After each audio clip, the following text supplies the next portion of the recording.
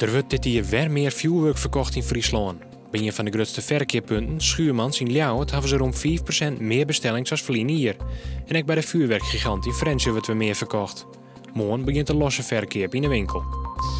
Het hinder Dirk Buitenzorg van de sportredactie van Omroep Friesland is stellen. Het beste is vannacht mijn naam. Hoewel het rekening houden wordt met een stunt, wordt onjeft te dienen bij de politie. Dirk werd verleden jaar aangekocht door de sportredactie om hem te redden van de slacht. Het Woudegemalen op Lemmer had van de morgen zijn 50.000ste bezoeker van dit jaar binnenkregen. Benamen de Aroene Kriesdagen weer druk. In 2 dagen tijd kwamen er haast 4.000 mensen. Reedrietster Rikst Meijer van het Jereveen is waasdien Utrecht Nederlands kampioen op de marathon worden.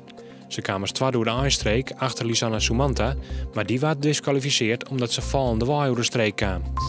Joen en vannacht kleert het op en vriest het 1 of 2 graden. Morgen eerst zinnen, maar letter bewolking met kans op buien. Het wordt dan een graad als 6.